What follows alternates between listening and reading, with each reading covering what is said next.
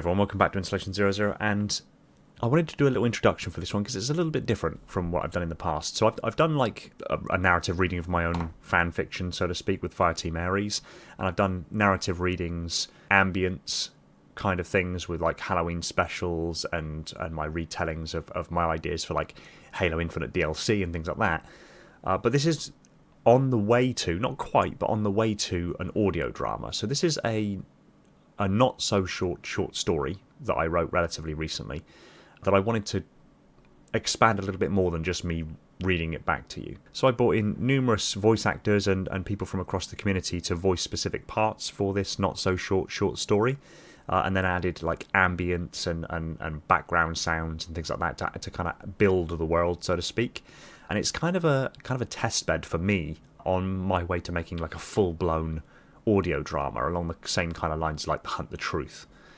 So this is me kind of testing the water, and I'm really interested in your guys' response to this and whether you like this kind of format or not, as it may change things I do in the future.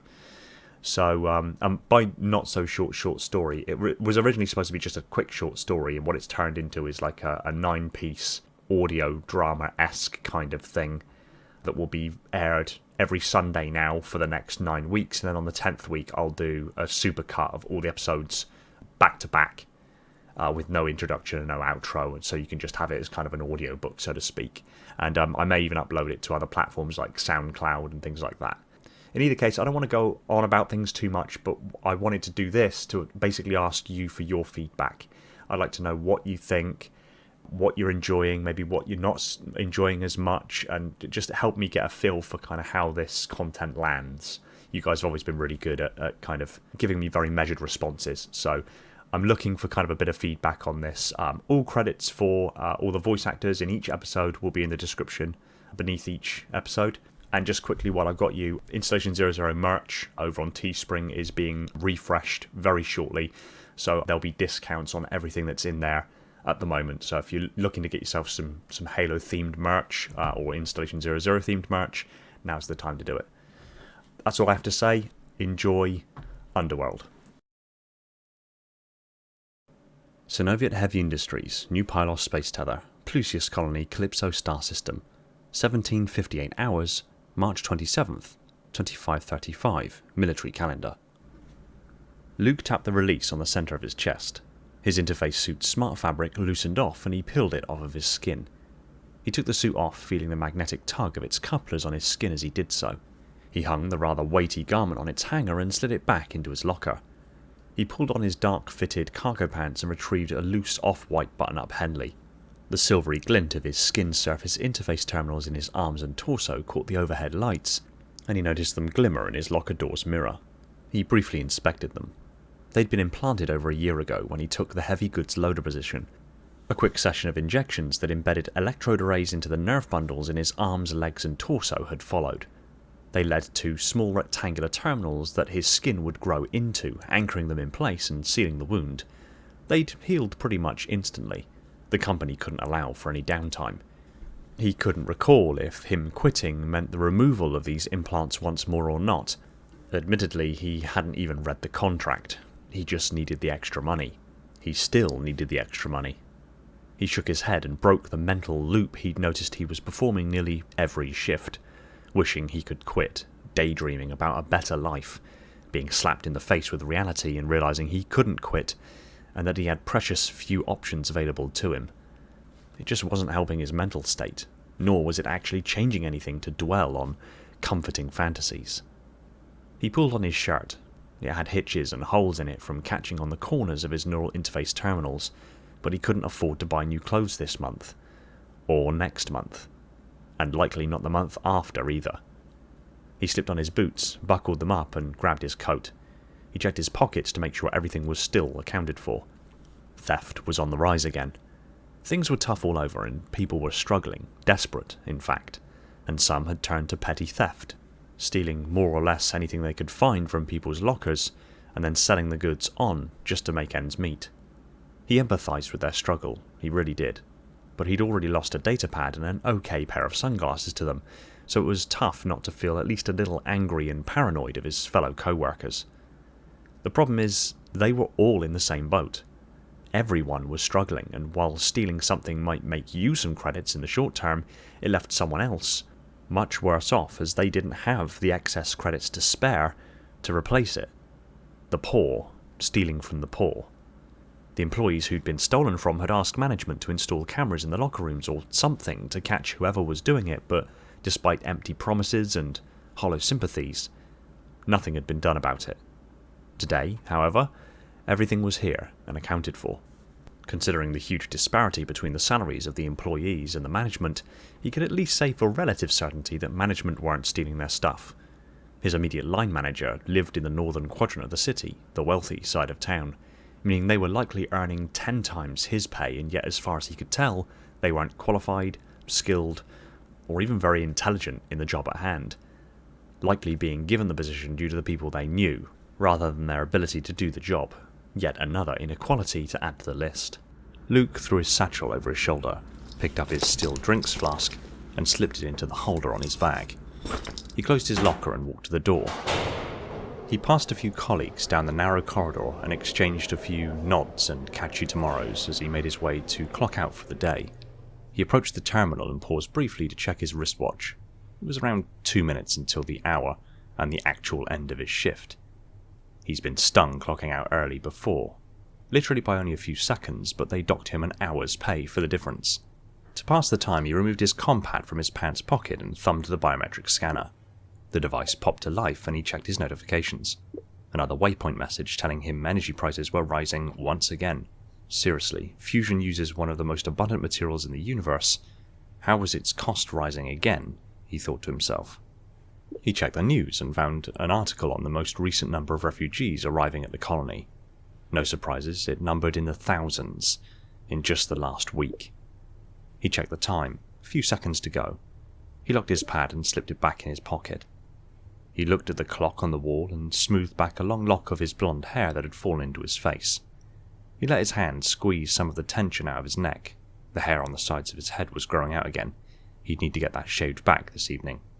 Finally letting his hand slide down the side of his face, feeling the scratch of the stubble on his cheeks, briefly tugging his tidy goatee and letting his arm fall by his side. He rolled his shoulders and stretched his neck as he noticed the security camera in the corner pivot to look at him. The time finally elapsed, and he stepped forward and pressed his thumb against the scanner. A quick biometric scan followed by facial recognition confirmed he was himself, and the system automatically clocked him out. He figured that if they dock him an entire hour for clocking out a few seconds early, he wouldn't be out there working a second longer than the end of his shift. He can be petty too. Content, he shook his head and walked outside. The docking area was a buzz of activity, people quickly moving from container to container, checking shipping manifests and consignment numbers against the freight they actually had in front of them. Luke gave a nod to a couple of his colleagues who weren't entirely insufferable, and stepped clear as a Mark I grunting exoskeleton loader marched past, before its bulk pivoted, and the voice of his shift buddy, Hank, called out over its external speakers. "Hey man, you clocking off?" "Yeah, I'm done for the day," Luke said as he turned but continued walking backwards. "So you got anything planned?" "No, not really. Just some dinner and some housework. I might catch a Vidoc on the Greek Pantheon later. Lap of luxury, huh?" "Yeah, we're living the dream, buddy. Have a good night. And say hi to your mom for me." Luke span back around, dropping his head forward in a slow nod, and stuck his hand up in the air as a casual wave. The sound of the heavy loader's boots growing more distant as he continued the lengthy walk across the docks to the perimeter fence. Luke was a power loader himself. He used one of these hulking exoskeleton platforms to move around freight far too heavy for unaided handling. His suit was identical to Hank's. It was a 2-meter tall, bulky, powered exoskeleton. It was a nearly 200-year-old platform that was originally designed during humanity's expansion into the stars, but that had been reappropriated by many large freight and logistics companies for heavy goods handling and logistical support.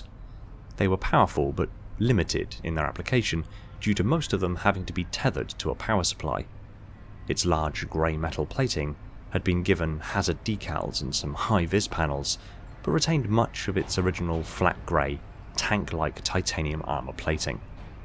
Removed from the earlier platforms, these units had been upgraded with their own portable power supply, that needed charging between shifts, one of the benefits of more modern technology.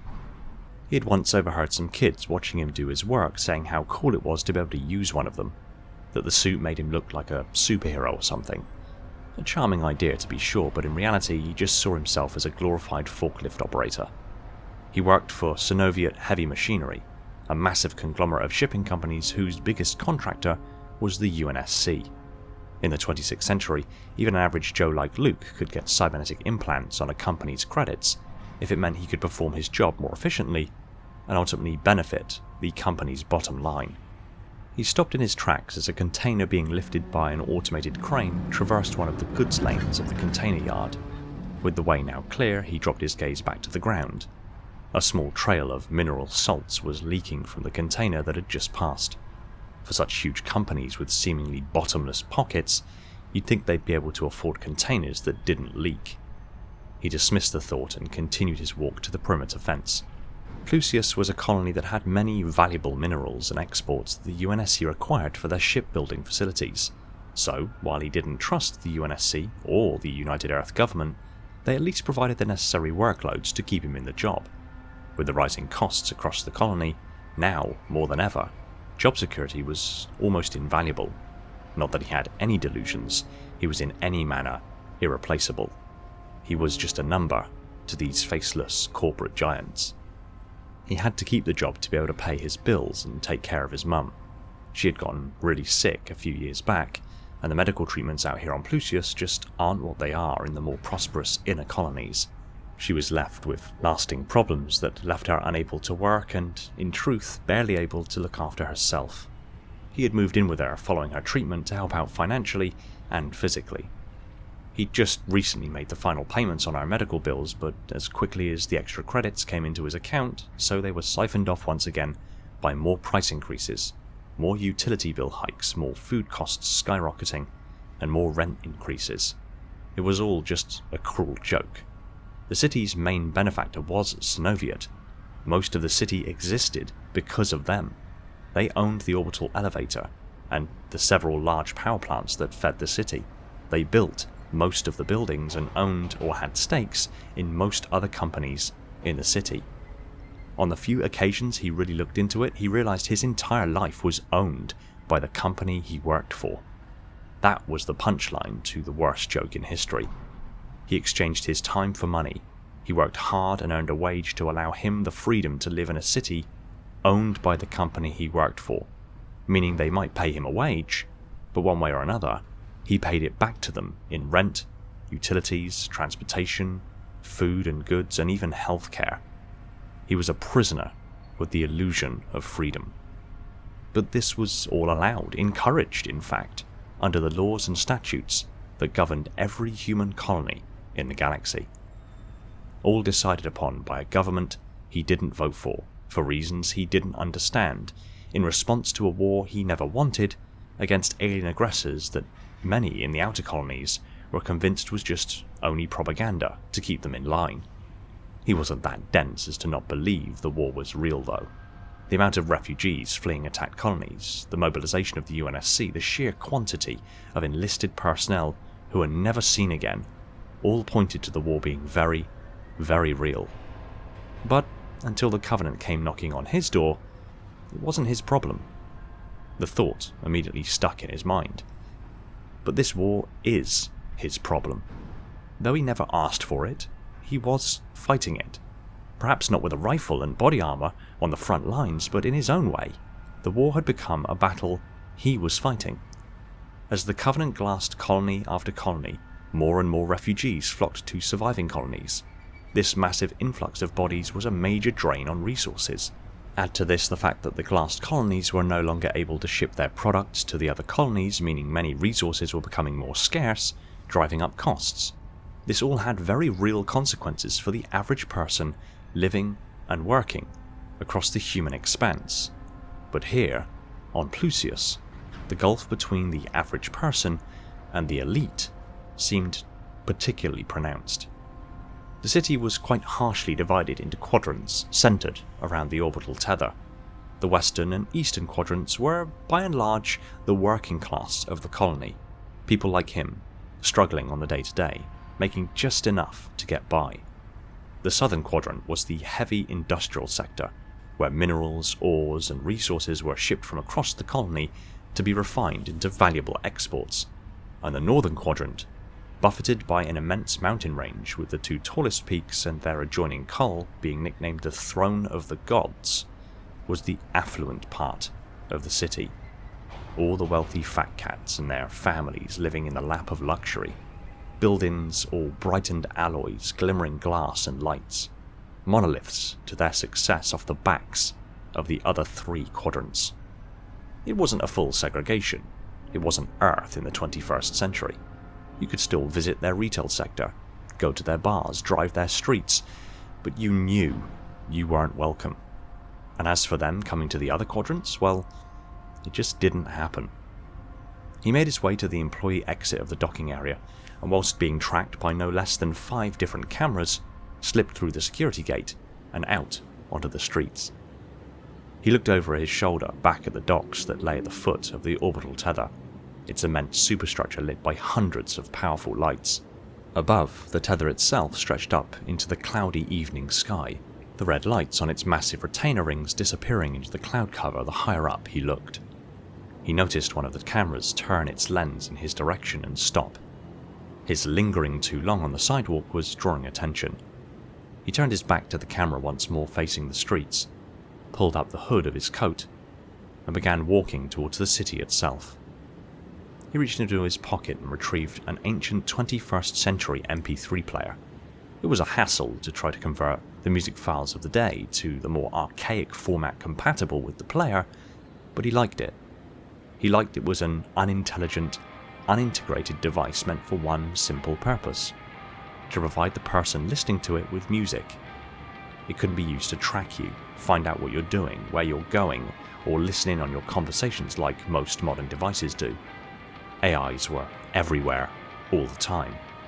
Even the city itself was run by a superintendent-class AI who oversaw all operations of the city, from trash collection to traffic signals, the balancing of loads on the space tether to city-wide communications, including its intelligent surveillance systems that covered every inch of the city. The device's simplicity made it ideal to pass the time of his walking commute across the city between work and home, because he sure as hell couldn't afford a cab, and the subways and tramlines were always a heaving mass of people with zero consideration of anyone but themselves. The walk gave him time to think, time to escape, and he ultimately denied any interested parties any intel beyond his vacuous walk through the city. Not that he thought his life was of any interest to anyone beyond his mum. His stomach groaned in protest to the walk, so he reached into his satchel and retrieved a nutrient bar. He tore open the wrapper and polished it off in a minute flat. He screwed the wrapper into a ball in his hand, and as he came to a stop at an intersection, he reached over a trash receptacle and let it go. A car raced the red light before it changed, accelerating notably to clear the junction in time, passing Luke and the other pedestrians who were waiting to cross. The crosswalk sign switched to walk, and he and the other pedestrians began moving. Before he had even fully left the pavement, 2 sentry drones descended to meet him in the street. The small automated devices bobbed in front of him on columns of ducted warm air, their camera apertures focusing on him, an automated voice proclaiming, "Halt! Please pick up your litter." Luke looked around confused before noticing the wrapper he had just dropped on the ground a few feet from the can. The breeze from the vehicle moments earlier must have blown the nutrient wrapper off course just enough to miss the trash receptacle, and this had been interpreted by the superintendent AI watching over the city as a violation of its littering policies. The drones themselves were able to be outfitted with various means to enforce laws, ranging from taser devices to tear gas, wax paralysis rounds, and even live ammunition, but the real problem was that just gaining their attention enables them to visually identify you against civilian databases, and this had wide-ranging consequences, from something as simple as a fine all the way through to putting you on a watch list so you're more likely to get pulled over, searched, questioned, delayed, and even have certain services revoked that in all manner of day-to-day life makes everything exponentially more difficult and invasive. He held up his hands in submission, shrugged in acknowledgement, and picked up the wrapper. ensuring it was placed in the can securely before turning back to the drones. There. No harm done. He tiresomely replied. The drones continued to hover there a moment, prompting Luke to question. Everything good now? Thank you for your cooperation. The automated voice replied, and the drones gained altitude and resumed their pre-programmed flight paths. Great. You're welcome. He worked his fingers to the bone to keep his mum and his own head above water, and yet the government would pilfer his salary for taxes. His work would dock him an hour for clocking out seconds early, and every monthly cost would continue to rise in line with the UEG's say-so, and all the while, he's watched, surveyed, treated with suspicion, taxed, charged, and squeezed by the system every moment of every day. But this was life. This was reality in this screwed-up existence that had been built centuries before he existed, and would likely continue to exist for eons after he was gone. A slave to a system that is designed to convince you you're free. He had evidently been lost in his thoughts when his attention was suddenly brought back to reality when he noticed a sudden increase in the quantity of aerial vehicles. As he watched, he noted that they were almost all Pelicans, dropships in heavy use with the UNSC, and amongst them many private vessels, primarily owned by the wealthy. There was of course a couple of UNSC bases on the colony, with the closest one being just northeast of the city, but the quantity of private ships leaving the northern quadrant, it wasn't normal for the wealthy to leave their gilded nests. He stopped briefly to watch a news broadcast reporting that the neighbouring colony of Erin had recently gone dark, with no interplanetary communications being broadcast and faint scrambled local communications being picked up sporadically by the IP arrays. At this moment, the colour of the city suddenly shifted. Every display, every shop window, every digital sign displayed in bold red letters the same message. Emergency broadcast. Luke removed the earbuds from his ears and stared open-mouthed at the signs, the images shifting between emergency broadcast and please await instructions. After a few seconds, the message changed, and a voice accompanied it. A single phrase, spoken from every speaker and every sentry drone in the city, on repeat. Please proceed calmly to your nearest evacuation facility. Please proceed calmly to your nearest evacuation facility. Please proceed calmly to your nearest evacuation facility. Please proceed calmly to your nearest evacuation facility. Thanks for watching. If you haven't already, consider hitting the subscribe button and ring the bell so you don't miss out on future content, and hit the like button if you enjoyed the video. It really does help the channel out significantly. Feel free to pop a comment below on anything you'd like me to cover next, and before signing off I just want to give a shout to my Patreon supporters, Spartan10148, my singular contender class ancilla, Falcon, Jordan and Poseidon, the metarchs of my facility, Sylphia, Ashley, Esoteric, Spartan 1029 and Chris Allen, my dutiful monitors, Darian, Legion, Labrat, Spartan 137, Chris, Element 0, J3, Mr. Keys, Gunslinger Cult, Evermore's Personal Devil, Scion Esports, and Saber, my diligent sub-monitors, my dominating fleet of Strato Sentinels, and my loyal enforcers, and all other patrons who continue to support the channel. I can't thank you guys enough. Big props to my Tier 0 YouTube members, Spartan 137, Talia, Fenrir, Bornstella, and Jimbo, and all other YouTube members keeping the installation running on that glorious vacuum energy. And if you really love what I'm doing here, consider supporting the channel via the links in the description. Much love, take it easy, and find peace in the domain.